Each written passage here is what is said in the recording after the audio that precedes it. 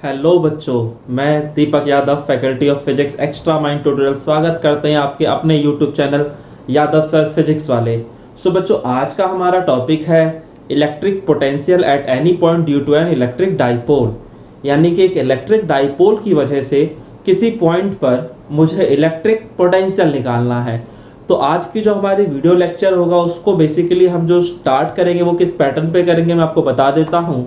सबसे पहला जो हमारा काम होगा वो होगा कि हम एक्सियल लाइन पर पोटेंशियल निकालेंगे किसी डाइपोल की वजह से, फिर उसके बाद हम इक्वेटोरियल लाइन पर निकाल लेंगे और फिर उसके बाद जाकर हम किसी भी पॉइंट पर निकालेंगे।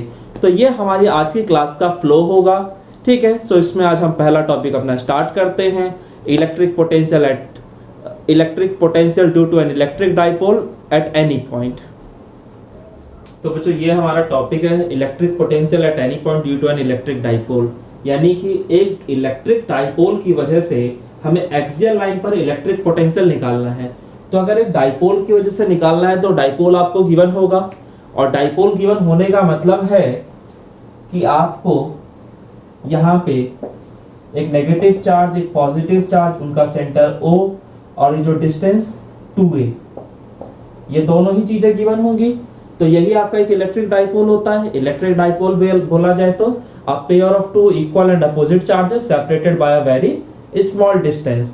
यानी कि दो इक्वल और अपोजिट चार्जेस जो कि बहुत स्मॉल डिस्टेंस के द्वारा सेपरेटेड हो, उसी को तो हम डाइपोल कहते थे। तो यानी कि हमें यहाँ पर एक इलेक्ट्रिक डाइपोल दे रखा होगा।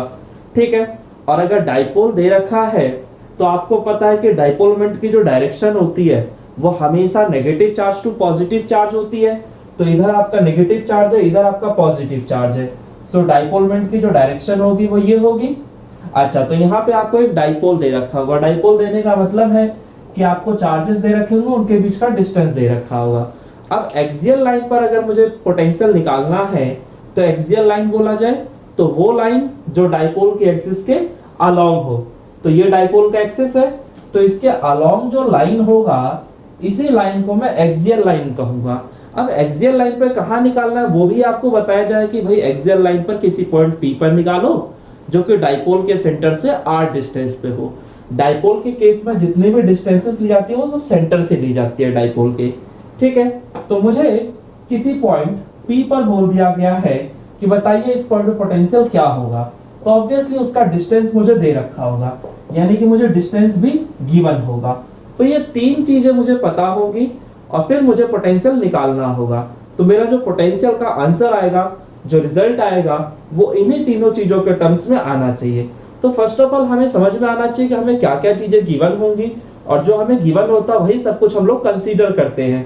कई बार बच्चे कंसीडर को भी याद कर रहे होते हैं कि हमें इसमें ये कंसीडर करना, उसमें वो कंसीडर करना है। नहीं भाई, ऐसा कुछ नहीं है। आप लॉजिकली सोच के देखो ना कि अगर आपसे ये चीज पूछी जा रही तो इसके लिए क्या क्या चीजें दी जाएंगी, तो जो जो दी जाएगी वो सब कंसीडर कर लो, खेल खत्म। ठीक है, तो ये आपका बेसिक सा खेल था। अब इसमें पॉइंट P पर मुझे पोटेंशियल निकालना है। तो आपको ये पता होना चाहिए कि potential is a scalar quantity, और स्केलर क्वांटिटी का फायदा क्या होता है कि वहां पे सिंपल अलजेब्रिक सम हो जाता है, यानी डायरेक्शन का कोई भी फंडा नहीं होता। ठीक है, तो मेरे ये दोनों चार्जेस है, इन दोनों चार्जेस की वजह से मैं पॉइंट P पे पोटेंशियल देख लूंगा, और ये दोनों चार्जेस आपका पॉइंट चार्ज ही है। तो पॉइंट चार्ज की वजह से पोटेंशियल का हमारा फॉर्मूला क्या होता था, सो मैं आपको रिकॉल करा देता हूं। वो फॉर्मूला था हमारा V = KQ/R। और यहाँ पे मैं एक चीज और बता देता हूं आपको कि पॉजिटिव चार्ज की वजह से जो हमारा पोटेंशियल आता था वो पॉजिटिव था, और जो नेगेटिव चार्ज की वजह से पोटेंशियल था वो हमेशा नेगेटिव था। यानी कि जैसे ये नेगेटिव चार्ज है तो इसकी वजह से पॉइंट P पर जो पोटेंशियल होगा वो नेगेटिव का होगा, और ये पॉजिटिव चार्ज है तो इसकी वजह से पॉइंट P पर जो पोटेंशियल होगा वो पॉजिटिव का होगा। ठीक है, तो ये कुछ बातें थी जो आपको पता होनी चाहिए थी। अगर ये सब कुछ पता है तो ये डेरिवेशन करने मुझे नहीं लगता है कि हमें कोई बहुत ज्यादा टाइम लगने वाला है या कोई बहुत ज्यादा मुश्किल आने वाली है। तो इसको मैं नाम दे देता हूँ, ये पॉइंट A हो गया, ये पॉइंट B हो गया, और ये जो पॉइंट है ये P है। ठीक है, so electric potential at point P जो होगा आप सीधा सीधा लिखना, क्योंकि potential is a scalar quantity. Potential is a scalar quantity, quantity को मैं QTY से रिप्रेजेंट कर दे रहा हूं। ठीक है, potential is a scalar quantity, इसलिए पोटेंशियल एट पॉइंट P जो होगा वो किसके बराबर होगा, तो वो होगा potential at point P due to charge present at A plus potential at point P due to charge present at B। ठीक है, A पर जो चार्ज प्रेजेंट है उसकी वजह से और B पर जो है उसकी वजह से। ठीक है, तो ये हमारा सीधा सा फंडा होता था। अब A की वजह से क्या पोटेंशियल होगा वो देख लो। तो हमारा जो फॉर्मूला था वो KQ/R था। R का मतलब डिस्टेंस। तो ये जो चार्ज है इससे पॉइंट P का जो डिस्टेंस है टोटल वो कितना है, तो सोचो यहाँ से यहाँ तक का R है और यहाँ से यहाँ तक का A है, तो टोटल कितना हो गया R प्लस A। तो ये तो हो गया डिस्टेंस। बाकी ये चार्ज नेगेटिव है तो इसकी वजह से यहाँ जो पोटेंशियल आएगा वो भी नेगेटिव का आ जाएगा। अब अगर B वाले की वजह से बात कर दूं तो इसकी वजह से क्या होगा, तो ये चार्ज पॉजिटिव है तो इसकी वजह से पोटेंशियल भी पॉजिटिव का होगा और यहाँ आ जाएगा KQ बटे में R। R का मतलब इस पॉइंट B का इस P से जो डिस्टेंस है, तो ये डिस्टेंस कितना होगा, तो आपको पता है कि टोटल जो है R है और ये इतना A है, तो बचा हुआ कितना होगा, सो R माइनस A। तो यहाँ पे रख दूंगा R माइनस A। बाकी आपको पता है सिंप्लीफाई कर लो, इसमें जो कॉमन हो उसे बाहर निकाल दो, तो K और Q तो बाहर निकल जाएंगे। यहाँ बचेगा नेगेटिव का और बटे में आ जाएगा R प्लस A और यहाँ पॉजिटिव का 1 बटे में R माइनस A। कोई इशू तो नहीं है। सो KQ यहाँ से आप एलसीएम ले सकते हैं, तो एलसीएम में आएगा R प्लस A और R माइनस A, इधर आ जाएगा नेगेटिव का R माइनस A, इधर आ जाएगा पॉजिटिव का R प्लस A। ठीक है, इतना हो गया आपका। अब इसके बाद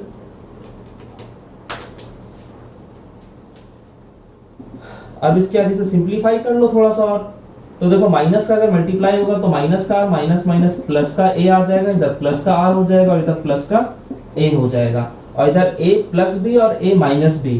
सो आपको पता है A plus B A minus B क्या होता है, A square minus B square.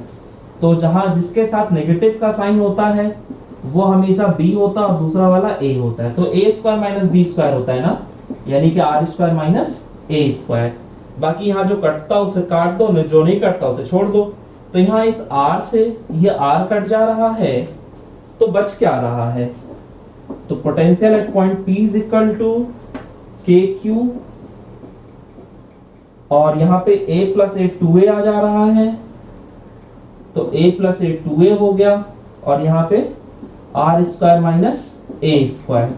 अब जिन बच्चों को डाइपोल मोमेंट का फॉर्मूला पता है उन्हें हमारा नेक्स्ट स्टेप भी पता है। तो जिनको ये पता है कि डाइपोल मोमेंट जो होता है वो P is equal to Q into 2A होता है, तो वो आराम से पकड़ लिया कि यहाँ पे Q है यहाँ 2A है, तो इन दोनों का प्रोडक्ट कर दूंगा तो P आ जाएगा। तो KP बटे में R square minus A square. तो ये आ गया potential at point P due to an electric dipole. तो ये एक इलेक्ट्रिक डाइपोल की वजह से पोटेंशियल का फॉर्मूला आ गया। अब अगर मेरा जो डाइपोल है वो एक शॉर्ट डाइपोल है, यानी कि डाइपोल बहुत छोटा है, तो वहां क्या होगा, तो वहां स्पेशल केस लग जाएगा और इससे ज्यादा तो कुछ होना नहीं है।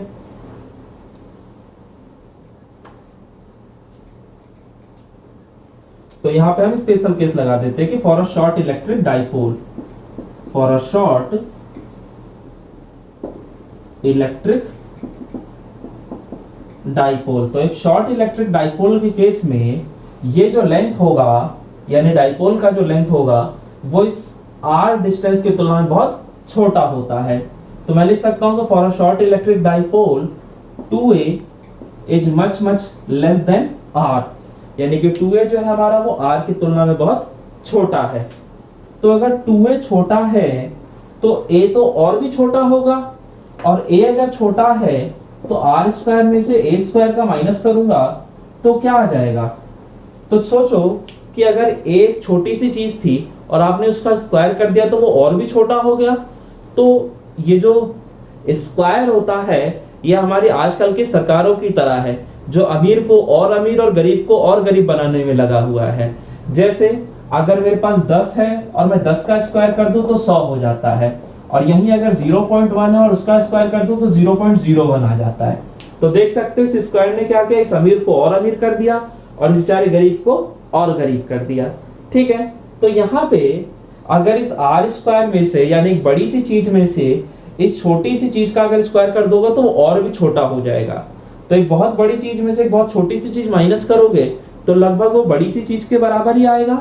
जैसे आप अंबानी की प्रॉपर्टी में से मेरी प्रॉपर्टी को माइनस कर दीजिए तो वो लगभग लगभग अंबानी की ही प्रॉपर्टी के बराबर रहेगा, क्योंकि मेरी तो कोई औकात ही नहीं है उसके आगे इन टर्म्स ऑफ मनी। ये ध्यान रखिएगा, इन टर्म्स ऑफ मनी। अच्छा, तो आर स्क्वायर माइनस ए स्क्वायर लगभग आर स्क्वायर के ही बराबर होता है, तो इस चीज को मैं यहाँ डाल देता हूं। तो therefore potential at point P आ जाएगा Kp बटे में are square minus A square की जगह आर स्क्वायर ही आ गया। तो ये हमारा पॉइंट P पे पोटेंशियल का फॉर्मूला बन गया। समझ में आता है? तो ये आप याद रख सकते हैं कि एक्सियल लाइन पर अगर कहीं पूछ रहा है तो हमारा पोटेंशियल का फॉर्मूला ये होगा for a short electric dipole, और नॉर्मल केस में हमारा जो पोटेंशियल का फॉर्मूला होगा वो ये होगा। तो Kp बटे में are square minus A square. तो ये आप दोनों ही फॉर्मूले ध्यान रख लीजिएगा, आपके लिए काम आएंगे आगे चल के। चलिए, सो ये आपका डेरिवेशन था, बहुत आसान था, मैथमेटिक्स है पूरी की पूरी। और जैसा कि मैंने बताया था कि ये तीन चीजें गिवन होंगी, तो मेरा जो आंसर आना चाहिए वो भी इन्हीं तीनों के टर्म्स में आना चाहिए। तो आपको पता है Q और 2a का मल्टीप्लाई करते हैं तो P आ गया। तो अगर कहीं P लिखा है इसका मतलब Q इंटू 2a लिखा हुआ है और R लिखा हुआ है, तो ये सब कुछ वही है। तो ये तो हो गया आपका एक्सियल लाइन पर। अब इसके बाद हम इक्वेटोरियल लाइन वाला भी देख लेते हैं कि भाई इक्वेटोरियल लाइन पे क्या कहानी बनने वाली। तो एक बार इक्वेटोरियल भी देख लेते हैं। तो बच्चों अब हमें देखना है इक्वेटोरियल लाइन पर इलेक्ट्रिक पोटेंशियल। तो डाइपोल की वजह से देखना है तो पहले हम एक डाइपोल बना लेते हैं। तो मान लेते हैं कि ये मेरा डाइपोल है। डाइपोल में दो इक्वल और अपोजिट चार्जेस होते हैं और उनके बीच का जो गैप होता है वो स्मॉल होता है और उस गैप को रिप्रेजेंट करते हैं 2a से। तो ये पॉइंट A हो गया, ये पॉइंट B हो गया।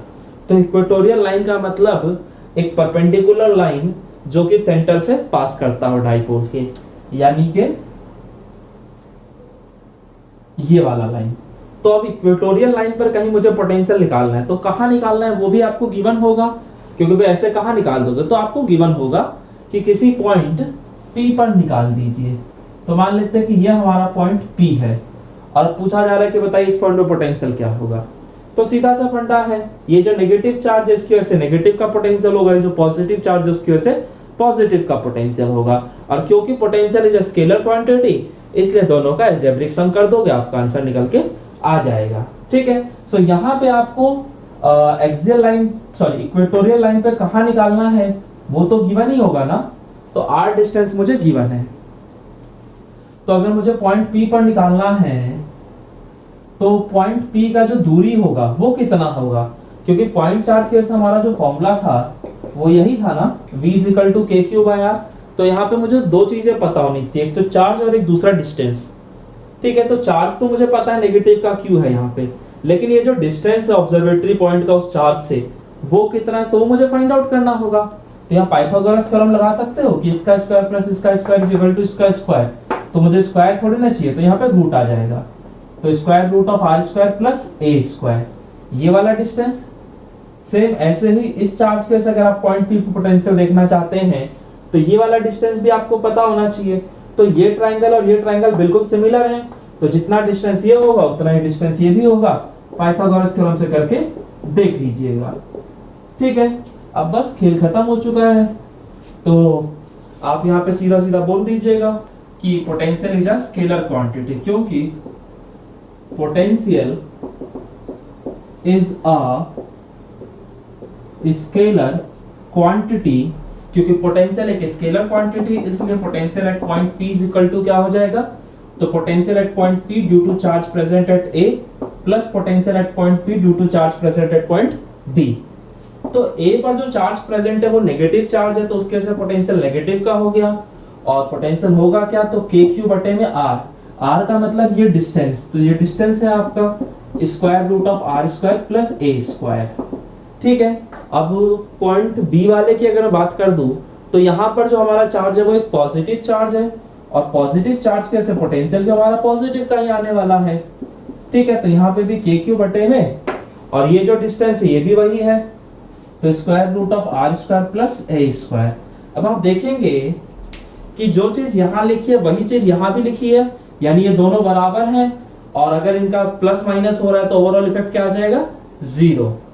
तो यानी कि मैं कह सकता हूं कि कोई भी इलेक्ट्रिक डाइपोल है और उस डाइपोल की वजह से अगर मुझे इक्वेटोरियल लाइन पर कहीं भी देखना हो, इक्वेटोरियल लाइन पे कहीं भी देखना हो, तो हर जगह इलेक्ट्रिक पोटेंशियल की वैल्यू 0 आएगी। ठीक है, यानी कि ये जो पूरा सरफेस होगा, ये जो पूरा सरफेस होगा, ये जो पूरी लाइन होगी, इस पूरे लाइन पर हर जगह पोटेंशियल इक्वल होगा और वो किसके बराबर होगा, तो 0 के बराबर हो गया। तो ये दोनों केसेस हमने देख लिए कि भाई एक्सियल लाइन पर क्या होगा, इक्वेटोरियल लाइन पर क्या होगा। अब हम देख लेते हैं कि किसी भी पॉइंट पर क्या होगा। ठीक है, तो वो वाला केस भी एक बार देख लेते हैं। तो हमारा जो अगला टॉपिक है वो electric potential at any point due to an electric dipole, यानी कि हमें एक इलेक्ट्रिक डाइपोल की वजह से किसी भी पॉइंट पर पोटेंशियल पूछा जाए तो क्या होगा। सो पहले हम एक इलेक्ट्रिक डाइपोल मान लेते हैं कि सपोज दैट ये हमारा एक इलेक्ट्रिक डाइपोल है जिसमें दो चार्जेस होंगे, एक नेगेटिव पॉजिटिव, ये उसका सेंटर हो गया। इसको पॉइंट ए कह दे रहा हूँ, इसको पॉइंट बी कह दे रहा हूँ। ये जो गैप होगा ये ए होगा, ये भी गैप ए होगा। अब अगर किसी भी पॉइंट पे आपसे पूछा जा रहा है कि पोटेंशियल क्या होगा बताइए, तो यहाँ पे क्या चीज आपको गिवन होगी। तो देखो यहाँ पे अगर कोई बोल देता है कि डाइपोल के सेंटर से 5 सेंटीमीटर की दूरी पर किसी पॉइंट में पोटेंशियल निकालना है, तो क्या आप निकालने लग जाओगे वहां पोटेंशियल? नहीं निकाल पाओगे, क्योंकि सेंटर से 5 सेंटीमीटर दूरी इधर भी हो सकते, इधर भी हो सकते, इधर भी हो सकते और किधर भी हो सकती है। तो यानी कि इस बार सिर्फ सेंटर से डिस्टेंस बता देने से काम नहीं चलेगा जैसा इससे पहले तक चल रहा था। ठीक है, तो इसलिए यहाँ पर डिस्टेंस के साथ साथ आपको एंगल भी गिवन होगा कि भाई सेंटर से 5 सेंटीमीटर की दूरी पे है और 30 डिग्री के एंगल पे या 60 डिग्री के एंगल पे है। तो डिस्टेंस और एंगल दोनों ही चीजें यहाँ पर दी जाएंगी। ठीक है, तो इस चीज का ध्यान रखिएगा। तो अगर मुझसे कहा गया किसी पॉइंट पे बताइए, तो जो भी पॉइंट होगा उस पॉइंट का मुझे डिस्टेंस भी दे रखा होगा और एंगल भी दे रखा होगा। तो यहाँ पर ये दोनों चीजें गिवन होंगी। सिर्फ डिस्टेंस बता देने से काम नहीं चलेगा, क्योंकि वह डिस्टेंस 5 सेंटीमीटर इधर भी हो सकती थी, इधर भी हो सकती थी, इधर भी हो सकती थी। तो मैं वो पॉइंट जिस पे वो निकलवाना चाहता था उस पे मैं निकाल नहीं पाऊंगा। सो बात समझ में आ रही है इतनी? चलिए ठीक है, सो अब आगे बढ़ते हैं हम इसमें। तो यहाँ पे आपको जो गिवन होगा वो क्या क्या गिवन होगा, एक तो चार्जेस दे रखे होंगे, दूसरा उनके बीच का डिस्टेंस दे रखा होगा, तीसरा जिस पॉइंट पे निकालना उसका डिस्टेंस और एंगल। तो इस बार जो मेरा आंसर आएगा पोटेंशियल का वो इन सभी के टर्म्स में आएगा। ठीक है, तो ये आपकी चीजें होनी चाहिए। अब देखो यहाँ पर जो हम कंसेप्ट लगाएंगे वो थोड़ा सा अलग होगा। मुझे बताइए जो डाइपोल मोमेंट की हमारी डायरेक्शन होती है वो किधर से किधर होती है। So negative charge to positive charge, तो ये हो गया हमारे डाइपोल मोमेंट की डायरेक्शन। अब डाइपोल मोमेंट को, इस डाइपोल मोमेंट को अगर मैं चाहूं तो दो रेक्टेंगुलर कंपोनेंट्स में तोड़ सकता हूं। एक कंपोनेंट जो होगा, ये जो डाइपोल मोमेंट है इसको मैं दो कंपोनेंट्स में तोड़ सकता हूं। एक कंपोनेंट ये हो गया और दूसरा कंपोनेंट इसके जस्ट परपेंडिकुलर हो गया। ठीक है, यानी कि दोनों कंपोनेंट जो है रेक्टेंगुलर कंपोनेंट्स है। तो आपको पता है जिस एक्सिस के साथ एंगल बनता है उधर cos थीटा लिख दिया था और दूसरा वाला sin थीटा। तो यहाँ आ जाएगा ये P cos थीटा और ये हो जाएगा P sin थीटा। यानी कि अब आप इस डाइपोल को भूल के आप ये सोचिए कि अब ये डाइपोल नहीं है, अब इस डाइपोल की जगह एक डाइपोल ये है और एक डाइपोल ये है।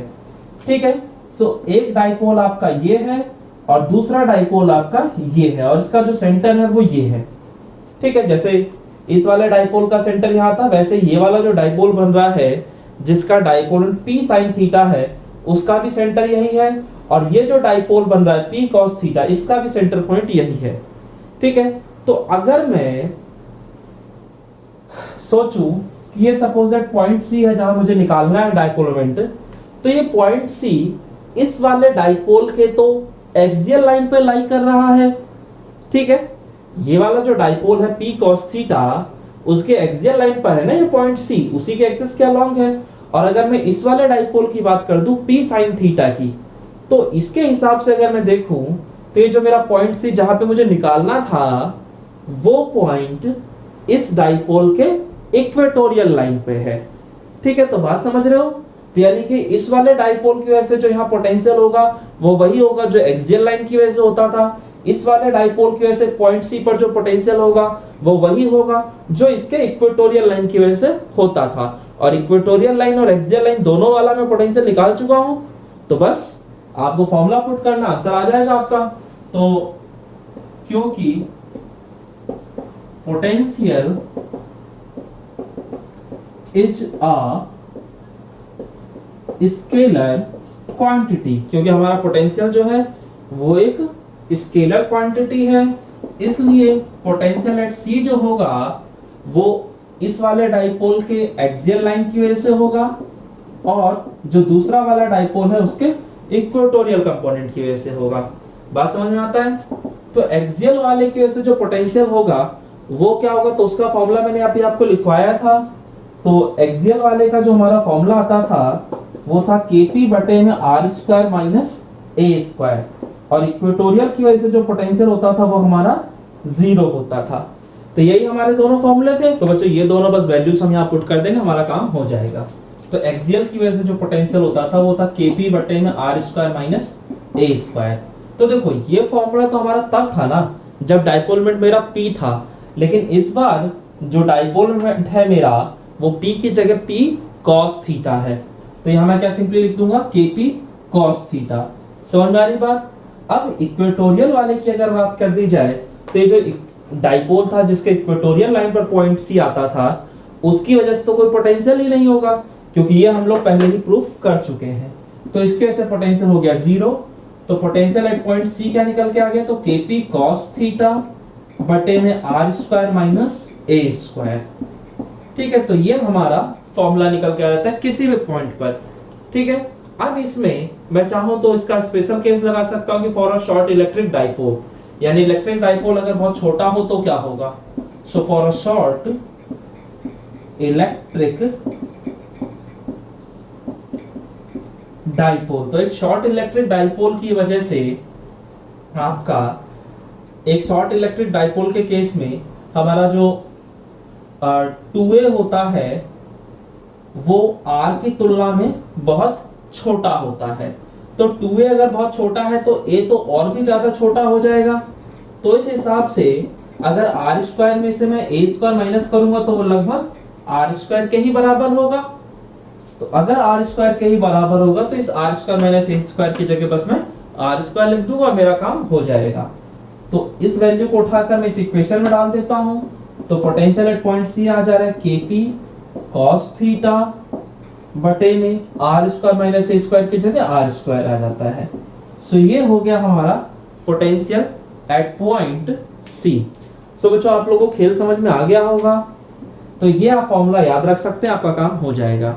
सो बच्चों अगर आपको हमारी वीडियो अच्छी लगी हो, आपको लगता है कि हाँ ये वीडियो आपके काम की और ऐसी वीडियो आप और देखना चाहते हैं, तो प्लीज आप चैनल को सब्सक्राइब जरूर कर दीजिए और बेल आइकन दबाइए, जिससे कि आपका जो भी वीडियोस आए उसके नोटिफिकेशन सबसे पहले आप तक पहुंचे और आपका जो वीडियो है वो मिस ना हो, क्योंकि यहाँ पर चीजें इंटर रिलेटेड होती हैं और अगर कोई भी वीडियो मिस हो जाती है तो शायद हो सकता है कि अगली वीडियो आपको उतने अच्छे से समझ में ना आए।